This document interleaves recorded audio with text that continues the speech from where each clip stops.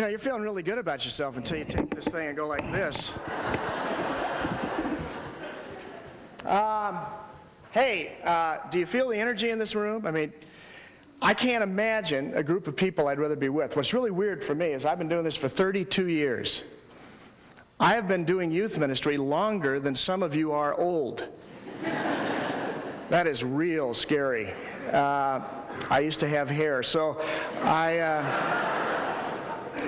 I just can't think of a group I'd rather be with. But don't you get nervous when you come to seminars? Come on, be honest.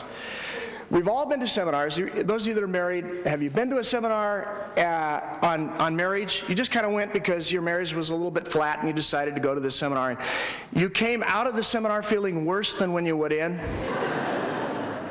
They told you about 25 things you didn't even know you weren't doing. And when you come to a youth worker seminar, don't you kind of feel that way? They're quoting all these books, they're doing all these videos, they're doing all these tapes, they're telling you all these 14 different ideas, and you're sitting there going, yeah, I feel great. You know, and they're up front and they're doing all this stuff. I mean, do you remember the Charlie Brown cartoon? I love that cartoon where Lucy's always giving Charlie a hard time, and she says to him, Charlie, life is like a cruise ship. Some people take their deck chair and they put it in the front of the cruise ship to see where they're going.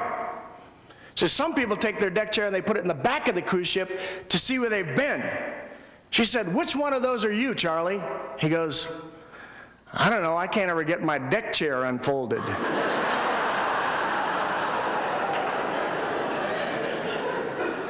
Don't you feel like that when you come to these things?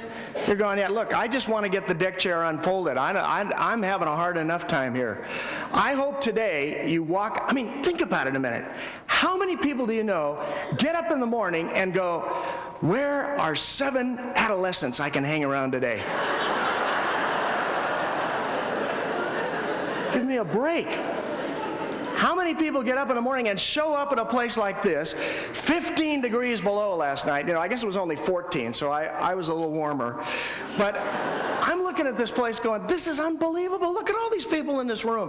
Why in the world would anybody get up this early to show up? I was in Australia here recently, Australia, Texas, and I was there. And this guy comes up to me and he keeps, you know, he's one of these people that comes up to you and you really, you can just, he just bothers you. I'm going to be honest. He's just kind of walking around going, hi. And he's about 40 years old. He's chain smoking. This was during the break, of course. And he's out chain smoking and we're kind of talking. And he goes, yeah, I'm a youth worker. And I went, great. And immediately in my mind, I'm going, nerd alert, nerd alert. I mean, this guy, I couldn't help it. I thought, it's all right. We need administrator nerds. And this guy is perfect. And he's kind of, you know, smoking, and he's a little kind of rough, and the way he talks, you can tell that his language is not. I mean, he didn't go to school very long, and I'm making all these horrible judgments about this guy, and he's bothering me, and I just kind of go, oh great, you know. He goes, yeah, I work with junior high kids. I went, well, good, great, you know, that's terrific, and we got a lot of books that you could probably buy. You want to look in the back table back there? Why don't you go look now? And he says, no, really, he says, I work with junior high kids. He says, I have a Bible study on Friday nights. I use your talk sheets that you guys produce. I said, oh, great. He said, yeah. He said, it's a CB Bible study. I said, what? He said, it's a CB Bible study. I said, what are you talking about? He said, well, I'm a ham operator. I said, I believe that. He looked like the kind that would run the big ham operator. He says, yeah. And he said, I got a bunch of junior high kids. And he said, I called up on my ham operator thing and I said, hey, if any of you got a bunch of CBs you're not using, you got some old cheap one, would you send it to me? He said, I got about 15 of them in the mail. He said, I went to these junior high kids. I said, hey, what if on Friday nights I give you these CBs, I show you how to work them, we'll all come up with our own name and deal, and then we'll go through these talk sheets, we'll have a Bible study, and we'll just talk back and forth on the CB. Unbelievable. Can you imagine? Breaker. I mean, think what he said what happened is the junior high kids that normally would never talk, never say a word, they're all fighting to get on the CB. And we have this great Bible study going on week after week after week, and it's a CB Bible study, and suddenly I realized I was standing on holy ground. I mean, this guy, every Friday night was so excited about working with kids. Here I was trying to get rid of him, making all kinds of judgments about him. He is the kind of person that we have in this room. I went to a black church in Chicago, Second Baptist Church, and I was lucky enough to get there when John Perkins was preaching. And, it was a great sermon. He gets out there and he's preaching, and it's not just, they know how to preach. We've all seen Tony do it, but Tony's white. He does a good job, but he didn't quite make it. And I'm doing the same thing. And John was just great, and he was speaking on the guy in John chapter 5. Remember, they'd been laying by the pool for 38 years? And Jesus comes up and says, do you want to get well again? Which is kind of a dumb question. Let's be honest. No. But in fact, Jesus knew a lot about people. And when you've been sick that long and when you kind of get into a routine, in fact, maybe he didn't want to get well again. But it turned out he did, and Jesus healed him, and immediately jumped up. And the Bible says that he leaped up, and he grabbed his bed, and he began to leap through the city. Well, I'm telling you, man, this church was rocking. And when he said, and that man was healed, and he jumped up, and he grabbed his bed, and he began to leap and run and leap down. People were leaping. The church was up, people were standing, they were shouting, they were responding, and it was incredible. And they're all just kind of going, and right in the middle of this kind of frenzy in the church, everybody praising God, doing the whole thing, John Perkins yells out louder than everybody there, "What a tragedy!" And you know how when people do that, you're not expecting it, you're thinking they're going to say something else, and you can just see people going, "Yes!" What? Talk about great preaching. And then he said it again. "What a tragedy!" And everybody kind of went, ugh. And they all sat down. And you could have heard a pin drop. And then he said, "What a tragedy that when this man got healed, he did what everyone else did when they got healed. He left the pool." He said, "What we need are people who, after they've been healed, go back to the pool." That's why this room is holy ground. We got a whole bunch of adults that had ended up back at the pool. You don't even know why. You went to a meeting at the church because you were concerned about kids. You raised your hand to go to the bathroom. Now you're in charge.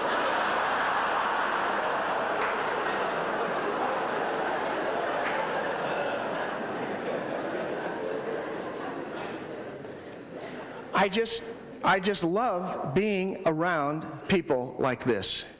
And this today, hopefully, will be a session where you and I get a glimpse, not so much of 14 ways to have a meeting with kids, 13 new ideas that I can get that can work tomorrow, because I know a lot of you came saying, just tell me one idea for tomorrow. That's all I care about.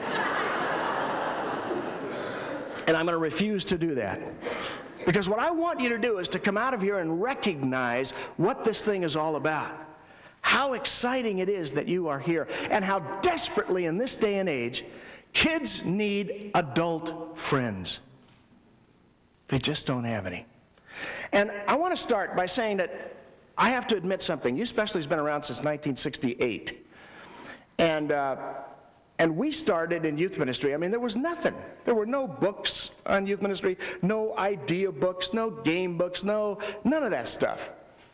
Now all of a sudden, 25 years later, there's a million different game books. We got products coming out our ears. We got seminars, conventions, all that kind of thing. And what's ended up happening is that youth ministry has become a profession. And now we have professional youth workers. And we have professional seminars where you and I can go and all learn from the experts. Now what does that do to you and I? Just ordinary people who decided to give an hour a week with a group of kids. We're going to go see an expert. Meaning, of course, I'm not an expert. I'm just a klutz. I'm just a volunteer. I just drive the van. That ain't nothing. I just kind of work with the kids, and once in a while I sleep with them in a cabin. That's enough. I'm given a year, maybe 2 years, and I'm out of here. And you're going, fine, you be an expert. You're crazy. I'm just going to work with kids for a few minutes. Look, that's all right. That's wonderful. Where in the world? What have we done? What have we done to youth ministry to make it so complicated and so organized and so structured and all these materials and all this stuff that you've got to learn that we've robbed you of the joy of being a volunteer? The joy of not knowing what you're doing. The wonder and the spontaneity of walking into a room with a group of kids and going, oh my God, they showed up. What do I do with these kids now that they're here? But there is kind of an adrenaline rush. There is kind of an excitement about it. And there is kind of a thrill when you look back and go, we had a whole year. I mean, have you ever done that? Those of you that have had a child, and you remember when your first child, and you read all the books? It's so funny to me. I have 5 children. It's amazing when I run into people that are just, newly pregnant. And, we can't help it. When you get old, you just give advice even when people don't want you to. Oh, let me tell you a couple. Hey, look, we've read all the books.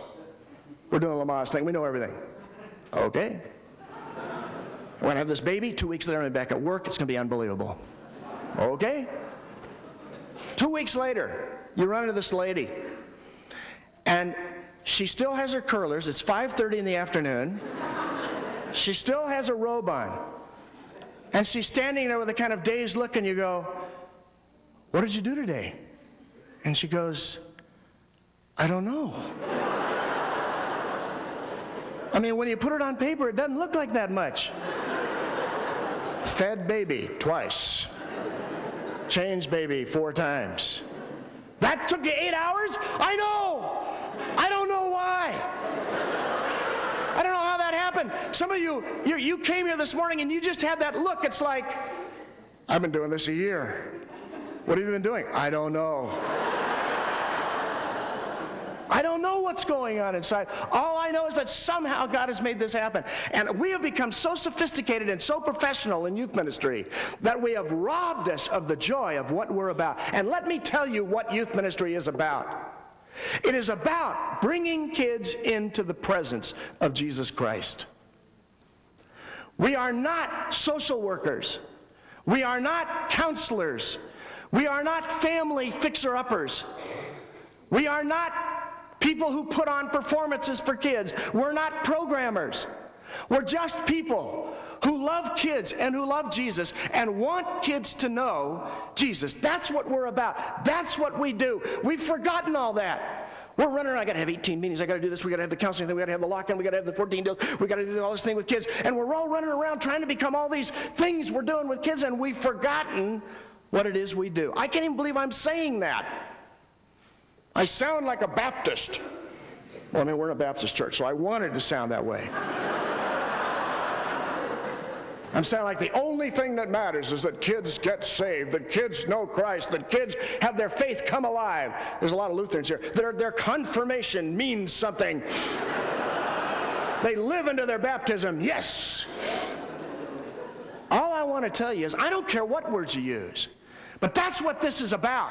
Of course, we're helping kids with their parents, and we're counseling, and we're doing this, and we're doing that. But the main center of what we do is to bring kids into the presence of Jesus. That's what we do. Now, the moment I say that, I know there's a lot of you out in the room going, thank you. Boy, am I thrilled. I didn't go to seminary. I'm not that spiritual. I'll be very honest with you, Mike. I don't even think I've read the Bible all the way through. I don't know a lot of the books in the Old Testament. I kind of stay in the New Testament where I feel safe. And you say, now you're telling me I'm the spiritual leader of these kids. I need to help these kids find Jesus. Great, I'm out of here. I can cook a meal. I can drive a van. Don't ask me to do that. So I have 3 points I want to leave with you before we get to the other points.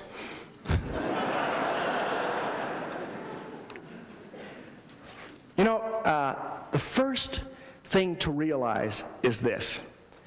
Mark tells us about, in the Bible, that Mark, tells us about this woman that had this blood disease for like 12 years. And she finally ends up at Jesus. And when Jesus talks to her, the Bible tells us that basically she had been to all the doctors and exhausted all of her money. She had gone to every possible doctor there was, and after 12 years, nothing had worked. And in desperation, she ends up at Jesus. Isn't that sad? She tried everything else and then ended up at Jesus. Folks, when I say Jesus is the answer, you know what I mean by that. I mean, when Jesus becomes the answer, suddenly we got 400 more questions than we ever knew existed. When we say Jesus is the answer, it's not that he solves all our problems. He suddenly even gives us greater problems, but for some reason, that doesn't seem to make any difference. But why don't we start there? Why don't we end up at Jesus first rather than end up at Jesus last? And there are three little principles that I want us to see about spirituality. Number one, spirituality doesn't look like spirituality. I'm going to be honest with you, I am the guilt monster of the universe. My wife says I can feel guilty about inanimate objects. I can feel guilty about almost anything. And for some reason, I have been, because of my background, I grew up kind of being motivated by guilt. Folks, I want you to understand something. When I say the word spirituality, when I say that spirituality doesn't look like spirituality, I have to say that because if I were to say to every one of you in this room, if I were to describe what it means to be a spiritual person, I bet you every one of you would exclude yourself from that definition. In other words, a spiritual person is someone other than you. Because most of us in this room have come up with an idea, we have decided that we know what it looks like to be spiritual, and we're not it. I'm going to tell you something, I am so tired of hearing people get up in church, to get up on television, to get up in some deal like this, and to tell us their incredible story, and by the end of it, I am so depressed. They give the impression that their marriage is in perfect shape, their life is unbelievably organized, they read their Bible, they pray, they do everything just right, and you and I look at those people and go, that's what it means to be spiritual. I'm not like that. You know why? Because I compare what I know of me to what I don't know about you. And I always lose. I mean, I look at Billy Graham and go, what a wonderful guy. I don't know what Billy Graham's like. I mean, I know he's a wonderful guy, but he has fights with his wife. He walks in the house after a crusade and goes, that's it? That's dinner?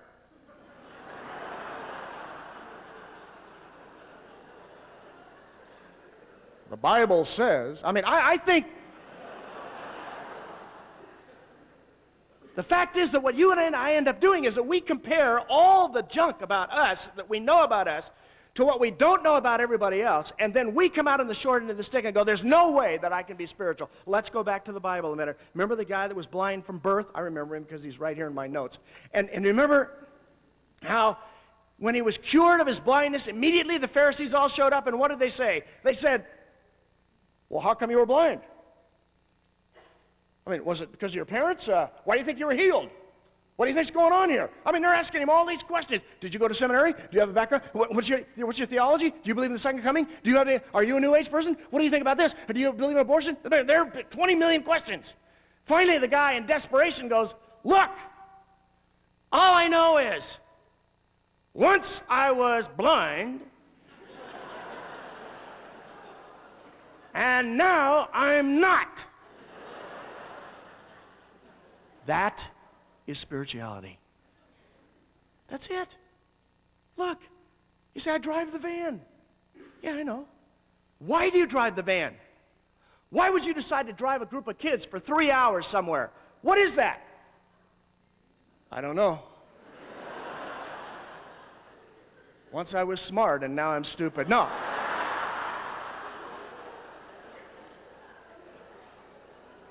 I'll tell you why you're doing it. Because once you were blind, and now you can see. That's spirituality. It isn't your theological background. It isn't your seminary training. It's the fact that for some crazy reason, Jesus has drug you into this. He's called you into this. He's pulled you into this. Your heart has been tugged into this, and here you are. And the very presence of your life in the lives of these kids is a statement of the gospel. These kids are not stupid. They look at you and they go, this is weird. Why would they want to spend time with me? And you don't ever have to answer the question. They already know the answer. Once I was blind, now I can see. Second thing, your spirituality doesn't look like mine. Isn't that good news? Are you intimidated by people that get up and say, every morning at 5 o'clock I get up and I read for 2 hours a day?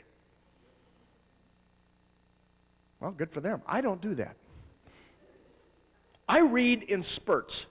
I'll read like the Bible and books and all kinds of things, like for 2 or 3 weeks, I'll just read 2-3 hours a day, just go crazy at night and the day, on the airplane, everywhere. And then for like 3 weeks, I read nothing. Maybe 4 weeks. Maybe 5. I don't read anything. And then wham, I just start reading again like crazy. That's the way I live. I'm impulsive. That's the kind of person I am. I don't look like you do. I don't operate like you do. I don't function like you do. I'm going to be honest with you. You know when I prepare my sermon for church on Sunday morning? 5 in the morning on Sunday morning. I've tried it Saturday. I've tried it Thursday. I've tried it Wednesday. Nothing happens. I can sit there for 5, 6, 7, 8 hours, nothing. At 5 o'clock in the morning, it's like everything in my body goes, 2 hours. And everything comes together, and it's like, oh, yeah, I read that. Oh, yeah, that'll all work. I'm timing like crazy. I mean, it's like 5 minutes before church, and I'm rushing in with the notes. That's just the way I operate. I don't operate like you operate. The fact of the matter is that you and I have got to learn that God, this uniqueness that God calls us to, is uniquely lived out every single minute of our lives. You may pray. Gosh, you ever hear Brennan Manning or Henry Nouwen or any of these people that pray all the time? They have like these 5-day silent retreats. I mean, I'm one of these guys that we get up and go, I just spent 15 minutes in silence. Yes! Now, maybe he could spend 5 days. Maybe I can someday. When I'm dead, I'll have to dead. But I ain't doing it now. I'm not that way. You and I, each of us respond in a different way. I can remember hearing Earl Palmer, this great mentor of mine, get up and say, every summer, because he travels a lot like I do, and he said, I just separate a week out, and our family goes camping, and it has brought our family together, and it's unified us, and all this kind of thing. I'm listening to this going, camping? I hate camping. I've tried that. I tried it once. See, there's one little problem I have when I go camping. I can't go to the bathroom. I just can't. There's no way. I end up setting my alarm clock so in the middle of the night there's nobody around. I sneak out to the outhouse. I'm finally in there. There's nobody around. A squirrel jumps on the roof. Bonk. I'll wait till tomorrow. That's it. By the end of the week, my family's going, let's go home. He's a maniac. He's under too much pressure. I mean, the fact is, I don't camp. Maybe you camp, and that's wonderful if you do, but I don't. And you and I have got to quit being intimidated by the way other people work out their relationship with God. You and I do it differently. Maybe we pray just by thinking about God all day long. We don't actually have formal prayers, but we think about God all the time while we're doing the dishes, while we're working with the kids, while we're doing this, but that didn't count as prayer. Because somewhere someone told us, that's not real prayer. That's just thinking about God. Oh, I'm sorry. I just think about God all day long. Okay. The fact is, that is prayer. That is exactly what prayer is all about. Don't you allow yourself to be intimidated by that. One of my great mentors was a guy by the name of Francis Schaeffer. I don't know if you ever remember him, but he died quite a while ago, and he was this guy that lived in Switzerland.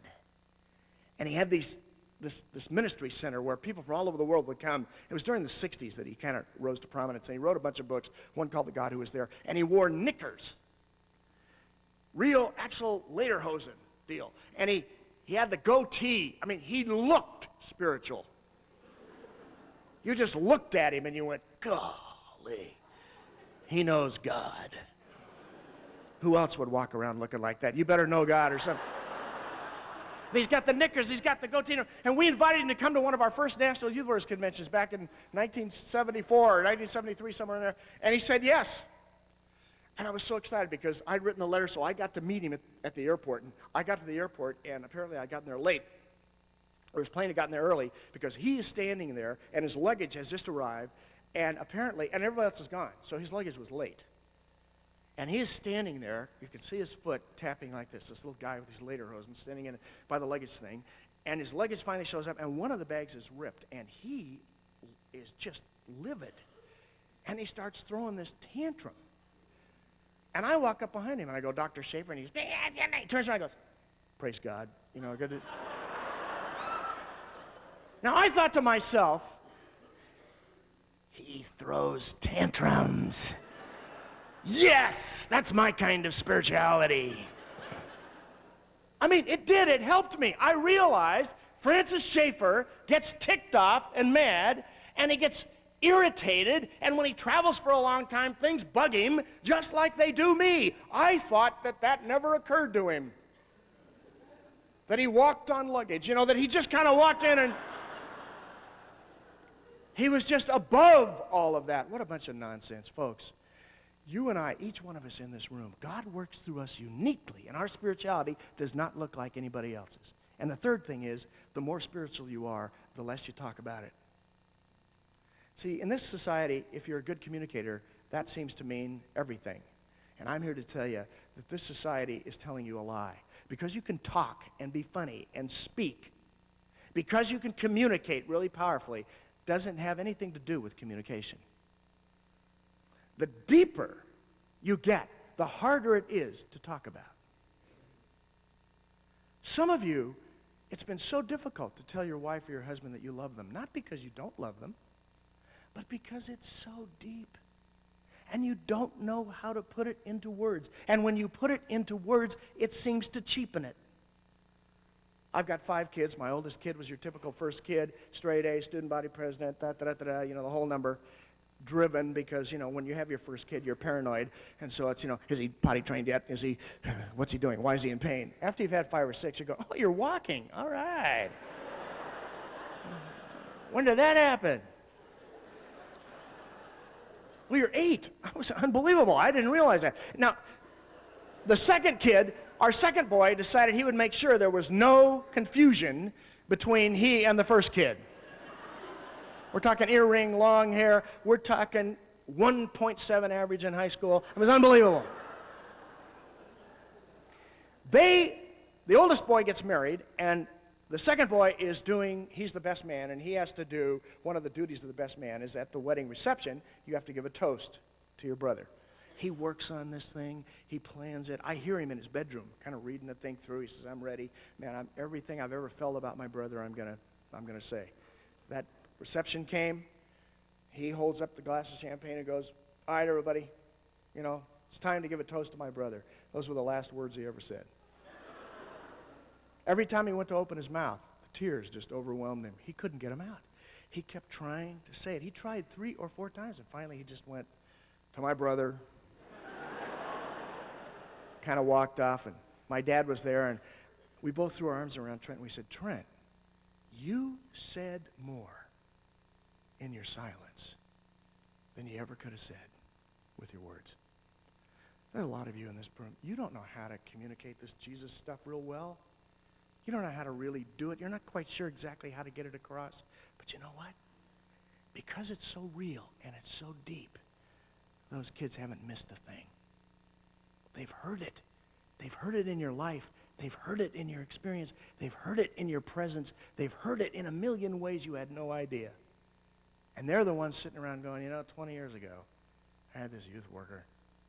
Didn't talk much. But I've always wanted to be like them. They had a faith that for some reason seemed to really make a difference in their lives. And they never really talked to me too much about it, but I knew it was there and I knew what it was. That doesn't mean we don't try to talk about it periodically, but sometimes we just can't. That's the glory of it. Well, now, to the regular notes. That was just a little aside. If you fill that in your program, it's wrong. Dr. Richard Swenson wrote another book, but Dr. Swenson has written a book. Now, I love this. He's written a book called Margins. Every once in a while, somebody writes a book where the title itself is almost better than the book. Because the title labels exactly what it is that you've been trying to figure out what's wrong. He comes up with it. Dr. Swenson contends that in every area of our lives, finances, time, physical energy, emotional energy, we have limits. We've got physical limits, we've got performance limits, we've got financial limits, we've got mental limits, we've got emotional limits. Swenson contends that the momentum of our culture keeps adding details to our lives, and before you and I know what has happened, we have reached our limit and we're on overload. He said the only way that you and I can live through life is to have what he calls margins. Let's take finances, for example. You earn X amount. He says what most of us have done is to earn X amount and spend X amount. And what he says is there's no margin. So if the tire goes flat, if the car breaks down, if something goes wrong in your home, if some emergency comes up, there's no margin. There's no place to go. You're already on overload financially because you have lived right up to the absolute limit and there is no margin. He says what you and I have got to learn how to do is to develop margins in every area of our lives. I mean, it's amazing to me. Have you ever been 20 minutes late to the youth group because it took you 15 minutes longer to pick up the kid that called at the last minute and said they needed a ride, just as you were walking out the door 10 minutes late because your husband was late for dinner and the baby needed changing?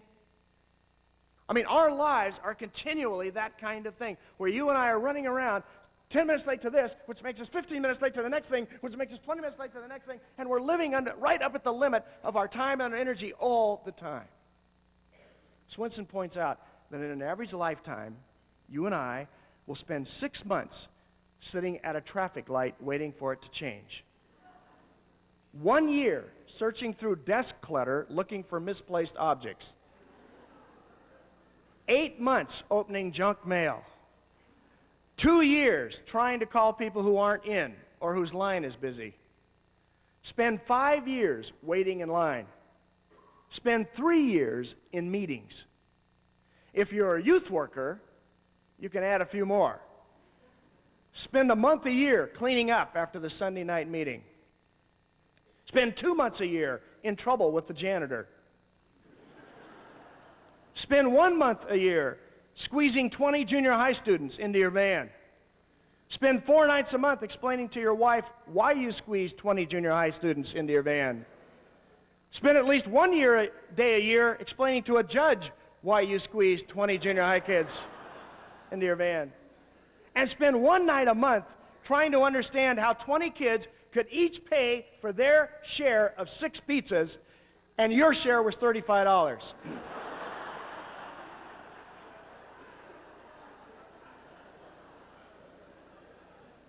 I mean, let's be honest here. Those of us in youth work simply don't have any margins left when it comes to our time.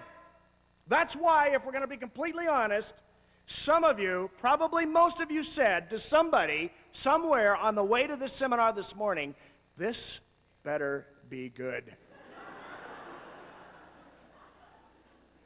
What I had to go through to get here today, this better be good. My husband's mad at me. My wife's mad at me. My kids are mad at me. I've taken this. I had to cover for that. I've got my mother-in-law over there. I've got this taken care of. I had this person coming at 2 o'clock to pick up that person, so I got to get back into it. I've made all these arrangements. By God, this better be good. That's the kind of level we live at.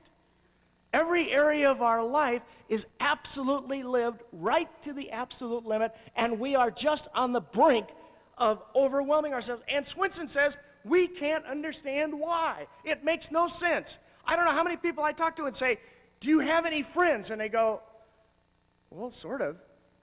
"Well, do you have any real, meaningful friends?" "Well, acquaintances, kind of good friends." "Why don't you?" "I don't know. I have all these people I want to be friends with, and every time we meet, we go, "Let's get together." "Well, how about next week?" "Oh, I can't do it Wednesday. I've got the, How about Thursday?" "Well, I've got ballet. My daughter's got ballet. I can't do it." "Well, how about Friday?" "Well, no, we're going to be at the weekend over at her parents because we've got..." And you realize that we spend half of our life trying to explain why we can't get together. Our lives are lived right up to this absolute edge, and most of us in this room, are living on overload, and we don't understand why. Well, now that I've got us all depressed, that's the end of the seminar. I just want to say, I feel bad for all of us. No. Let's go to the Bible here for a minute. Let's go to Hebrews chapter 4 and verse 13, right under the famous verse, which is verse 12. And this verse says this. In the NIV, it says, nothing in all creation is hidden from God's sight. Everything is uncovered and laid bare before the eyes of him to whom we must give an account. However, Barclay, who writes a bunch of the commentaries that most of your ministers quote from, when they say the original Greek means this, Barclay's the one who told him about it. He translates this verse a little bit differently. Here's what he says. No created thing can remain hidden from his sight. Everything is naked to him and is compelled to meet the eyes of him with whom we have to reckon. Now, let's look at this verse for a minute. What's the first thing you notice here? Before God, what? We're naked. Now, I know there's some kids here, and I'm sorry that I have to be the one to tell this to you. And for you adults, it's about time somebody admitted publicly what I'm about to say. Naked is overrated.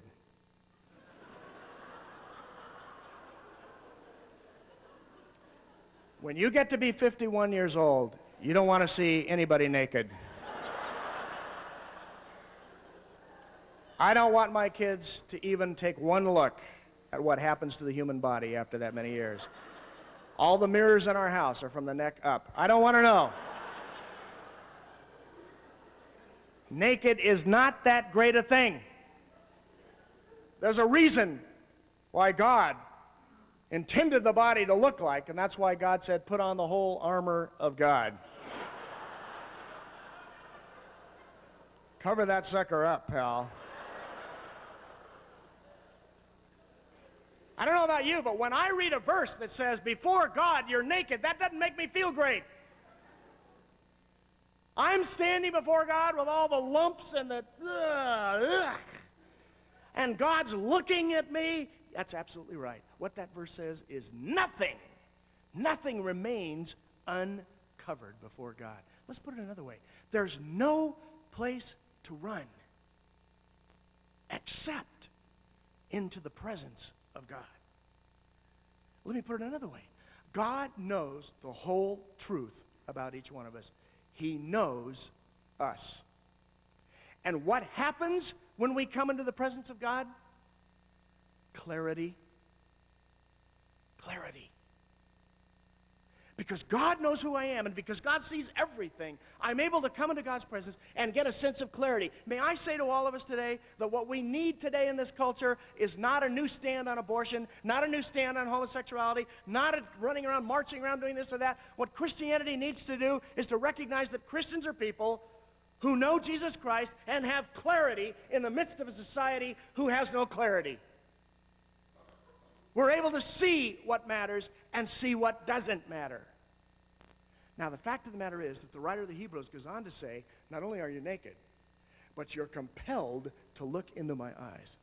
Now, the word used for compelled is a Greek word, tetralesmenos.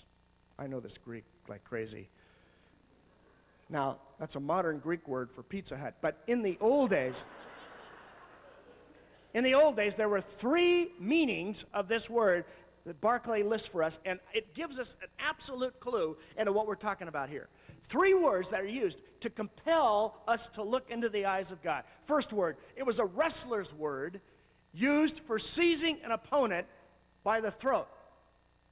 So these two wrestlers are wrestling, and all of a sudden one wrestler would grab the other one by the throat and pull them up like this, and hold their hand up in their throat and squeeze it so that it paralyzed them and held them right there. That's what it means to look into the eyes of God. See, don't you love the Bible? It's so earthy. I mean, it's earthy. I hate it when people make the Bible so gushy. We look into the eyes of Jesus. Just look into his wonderful eyes. Excuse me. I'm going to talk a minute. Yes. That's what this word means. It means that the God of the universe grabs us by the throat, holds us up right here, and says, excuse me, can we talk for a second? Yeah, I was just thinking about that. The second word was a word used for flaying animals. Ugh. You know, I live in macho land where I live. Everybody has a pickup truck with a gun rack on the back and hay bale, little round spot worn on their Levi's in the back. And we're always deer hunting season. Every man is out there. And they take these deer and they hold them up and they cut the skin off. They skin them. That's what this word means. It means skinning or peeling away their skin, flaying them, ripping them. I mean, that's what it means to look into the eyes of God. Ugh. I walk in, he's got me by the throat, and now he takes a knife and goes. He looks right inside of me. Let me tell you something, folks. You know what is wrong with youth groups today? There's not enough fear. There's not enough terror. Youth group ought to be a place of terror. Kids ought to walk out of youth group going, it's scary in there. I think I met God. I mean, the fact of the matter is, that's what awe means. My God is an awesome God. That's what awe means. Awe doesn't mean he makes me feel good. Awe means I'm going, whoa. Okay. You mean you're big. You're very big. You know everything. You know everything about me. Third thing this word means. It's a word used for when they took a criminal and they wanted to humiliate him in public. So they would take these criminals and they would take a dagger and they would take the point of the dagger, they would tie the dagger around his neck so that the point stuck underneath his chin like this. Then they'd push him out into the crowd, and so it would force him to have to look into the eyes of everyone in the crowd. He could not lower his head. He was forced to be humiliated. When you and I are compelled to look into the eyes of God, there's nowhere to go. We look square into God's eyes. Yes, it's scary. Yes, it's a terror-filled experience. At the same time, it is so liberating. I have no place to go, no place to run. Nope, I don't need. He wants me to look, and there we are. Now, what happens when this happens? It means when we bring ourselves into the terrifying presence of God, our lives and our ministries with kids will be characterized by limits. You see, it is coming into the presence of God that helps us how to say no. And the problem with most of us in this room is we have a disease. And the disease is that we're so worried about all the kids that we're working with that we don't know how to say no. We don't know how to stop and to draw boundaries. So, I want to give you 5 little characteristics of youth ministry. We might not get done before our break, so don't panic.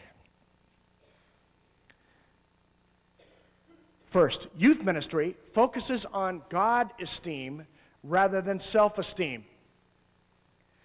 Instead of starting with kids' wants and needs, we start with God. Do you realize how radical that is in 1994?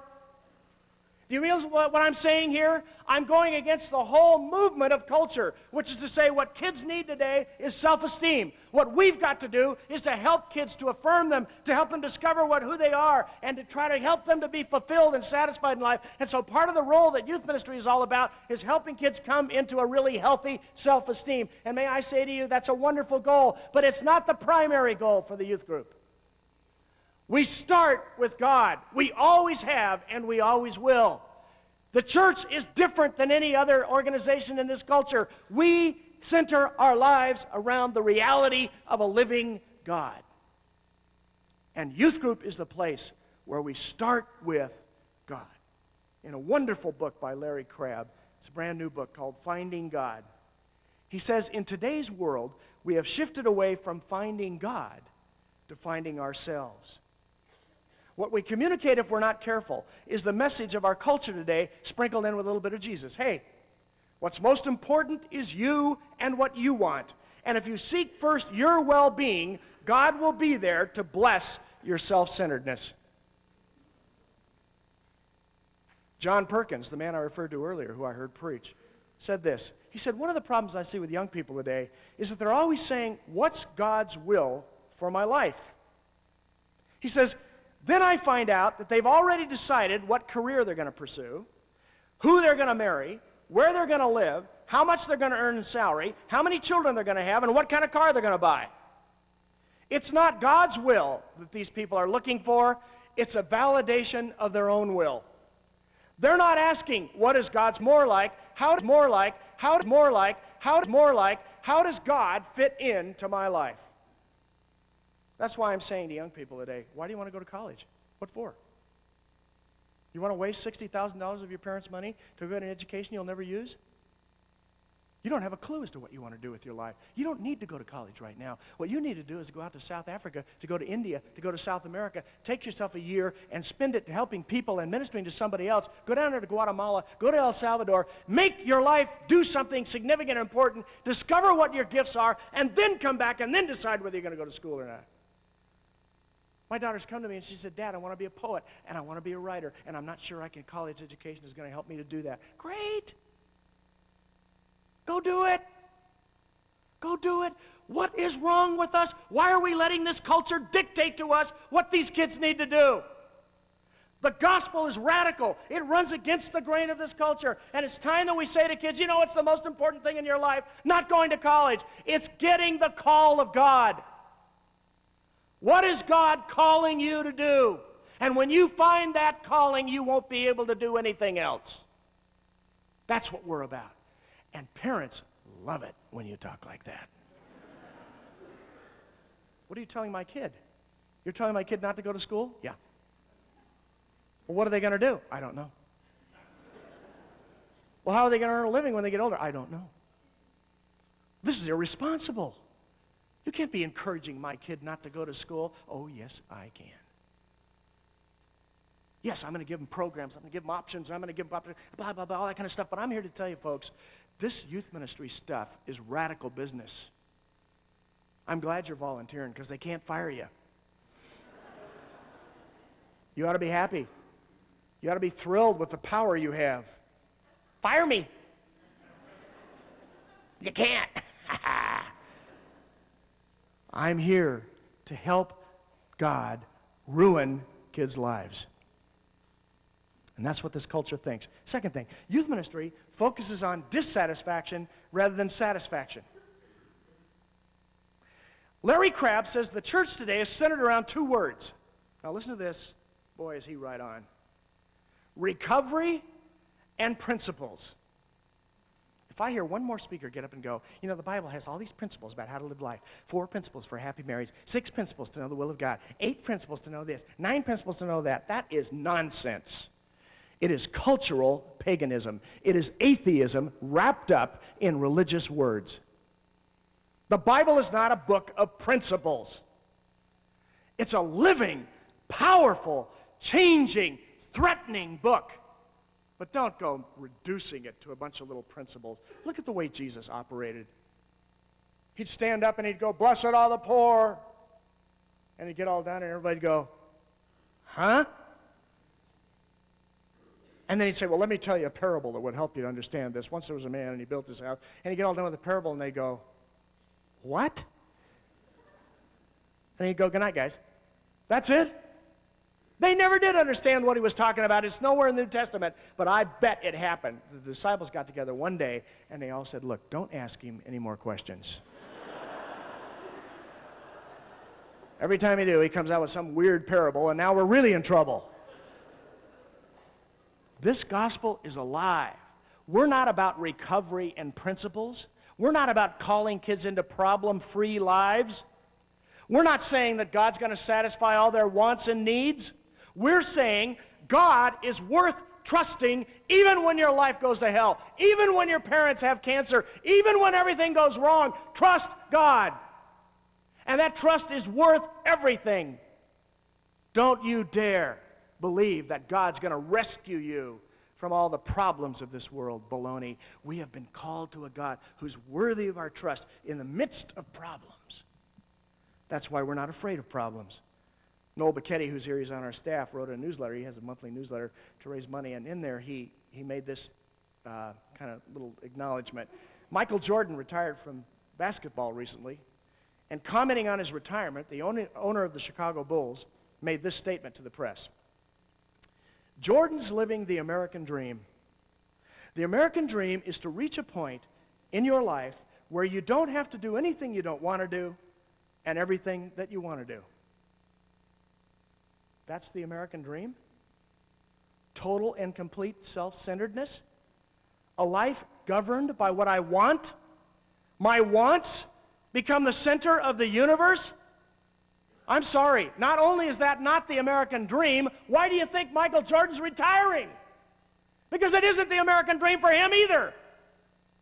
The truth of the matter is that nothing could be further from the truth than my wants and my needs are the center of life.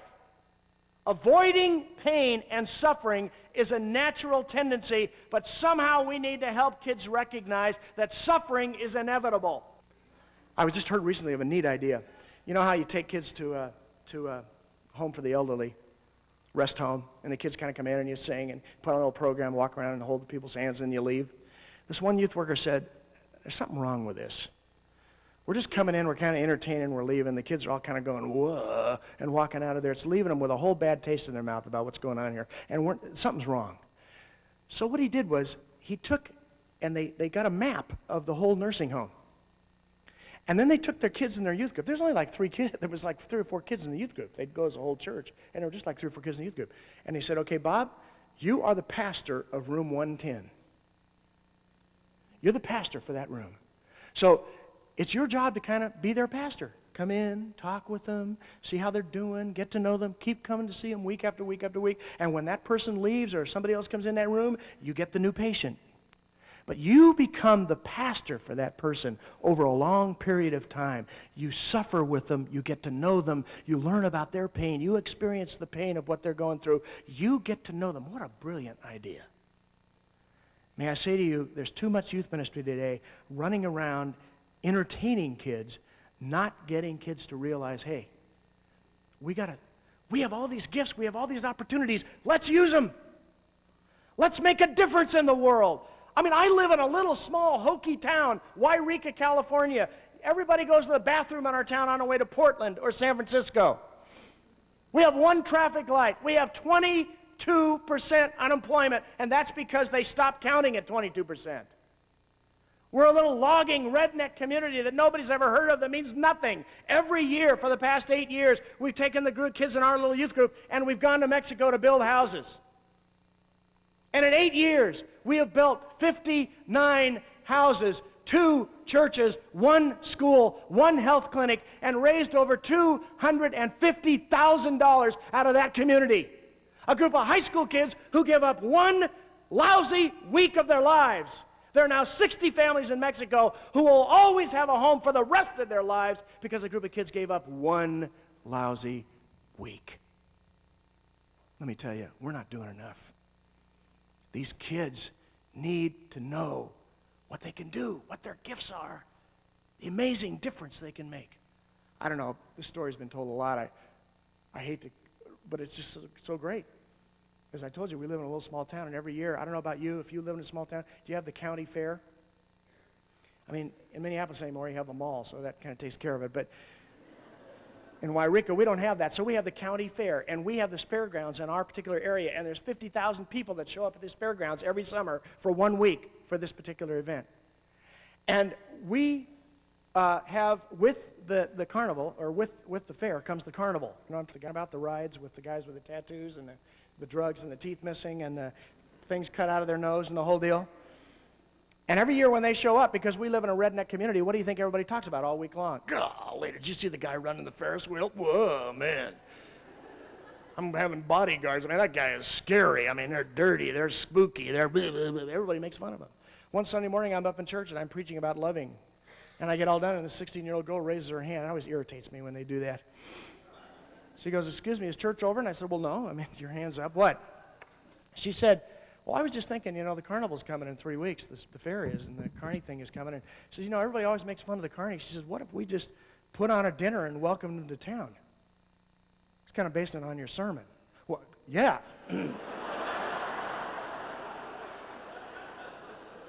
And I said, well, that's a great idea, but, we only got 3 weeks. You're going to need a lot of help. She says, well, that's all right. I'll take care of it. She stood right up. She says, I need 20 volunteers.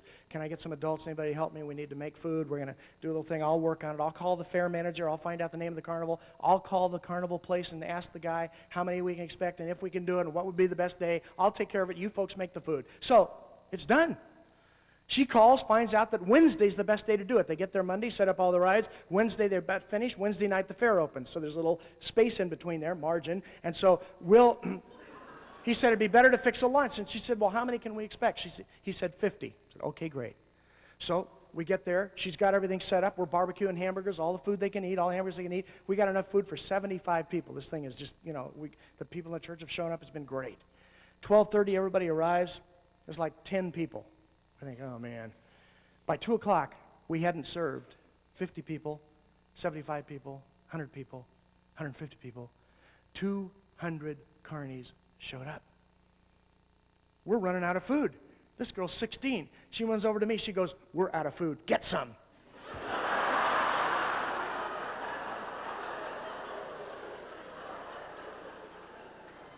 So the old guy, he jumps in the car with me, and he's kind of stayed and kind of, he's real quiet, never says anything. He grabs me by the shoulders, and he goes, Mike, this is the church. We went driving from every warehouse in the place, and he goes, we need hamburgers. I don't care. Throw them in there. I don't care if they're frozen. We'll take care of it. We fed 200 people. There was a woman standing in line waiting for her food. She'd been doing carnivals for 40 years. She looked at this little girl, and she said, you know what? She says, I've been doing this for 40 years. This is the first time I've ever come to a town where they welcome me to town. Don't you ever stop doing this. That was 4 years ago. We went from hamburgers to steaks. And last year, we just served them again. And before we can even, on Monday, when we're over there, they come up to us and go, you're going to serve food, aren't you? And this year they said, hey, do you guys have a church? We never say a word. We don't preach to them. We don't give them gospel tracts. We don't do anything. We just love them and get to know them.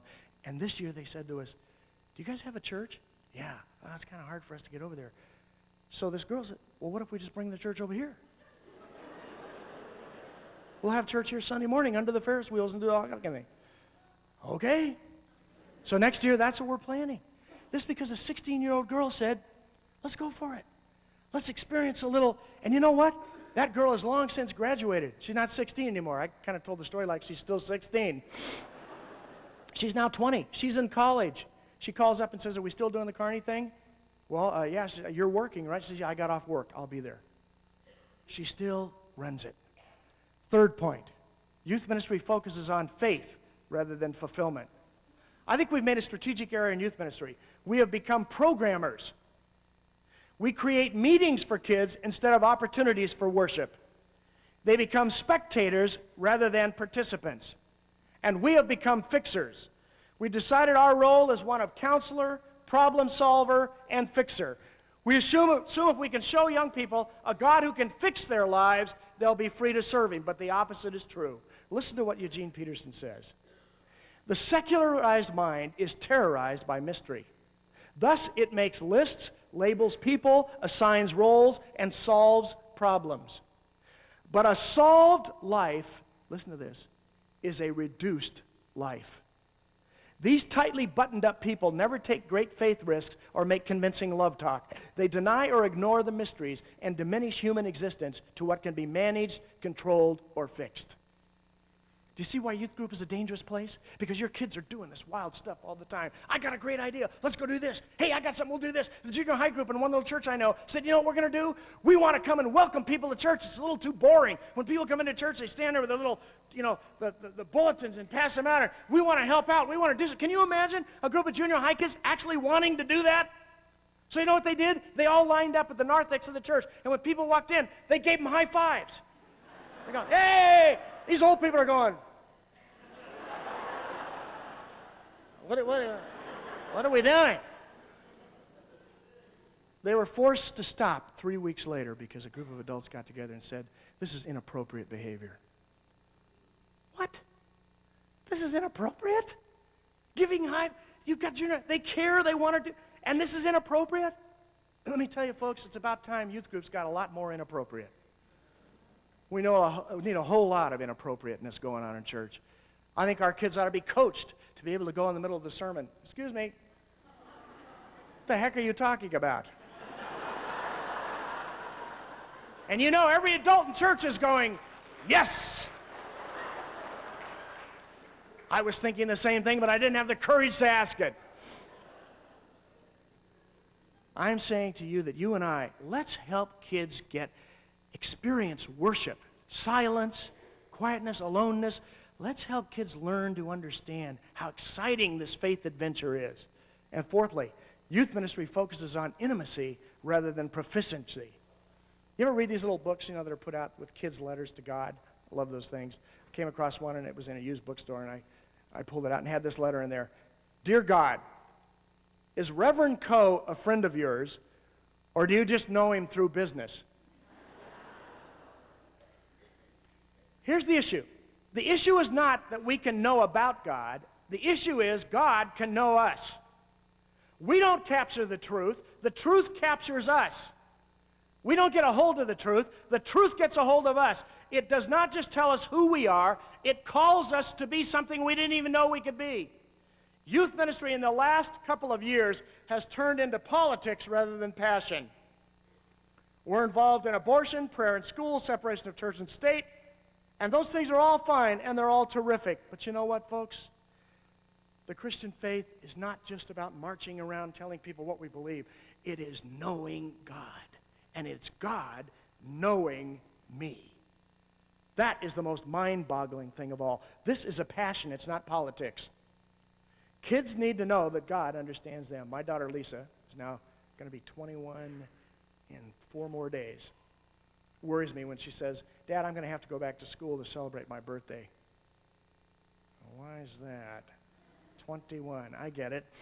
She doesn't want me around. Anyway, she's a pastor's kid, and I know she wouldn't touch alcohol, but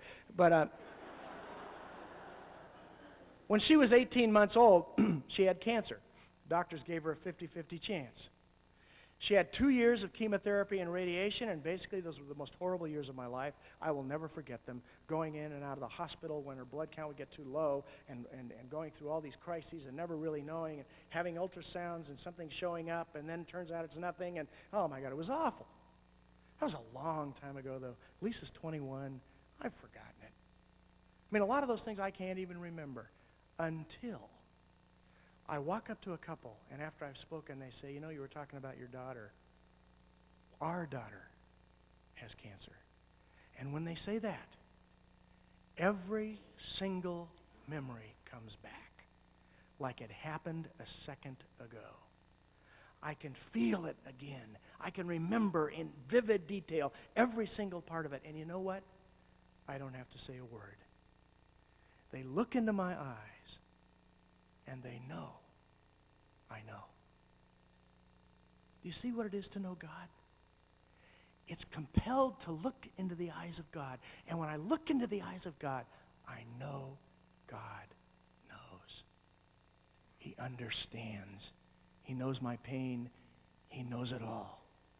This is not where I look into the eyes of God and he goes, I know what you're doing. I know what you're thinking. I know about all your sin. This is the God who looks in our eyes and just goes, I know. I know you.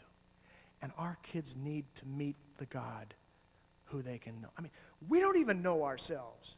So many of us in this room, I'll be giving a talk. Have you, and I'll tell a story, and all of a sudden the tears will start coming to your eyes, and you're going, what is this?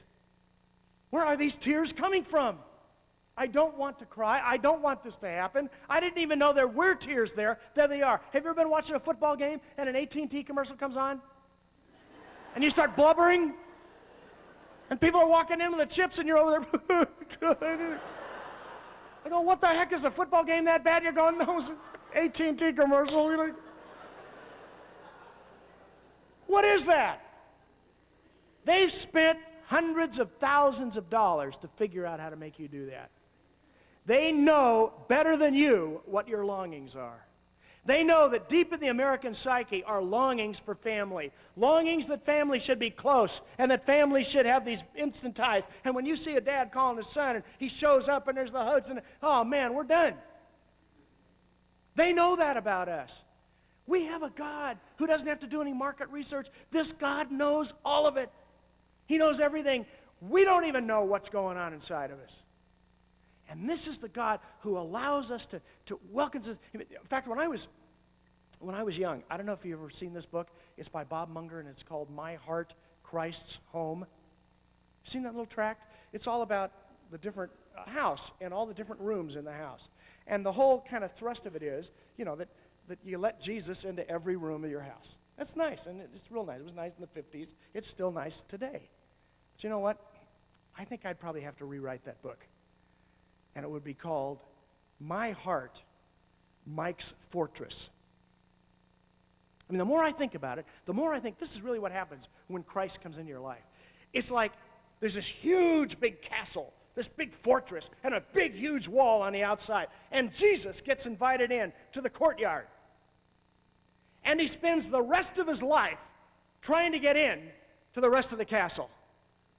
He gets in the front door, and then there's 4 walls, and it's thick, and there's no doors, and he has to keep fooling around, and finally he finds a little button, and boom, the door suddenly twists open, and he gets inside there, and there's this long stairway, and he goes down that long stairway, and he comes around the side of a room, and he comes in his bookcase, and he pushes it, and boom, he's in this little secret room, and the whole Christian life is Jesus kind of getting into my fortress and moving around, finding the little button, pushing the little thing, getting in the stairway, and I'm trying to keep him out of those rooms as long as I possibly can, and then hopefully by the end of my life, Jesus will have finally ended up in all the rooms. That's not quite how I remember it in Sunday school. There's a battle going on. Jesus is trying to get into my heart because I put up all these walls and kept so many places that I don't want him in. And Jesus keeps loving me and just kind of sneaking around and getting down in there and getting through all my life. That's what this is about. And you and I, our job is to help this Jesus Christ get into the fortress of these kids' hearts.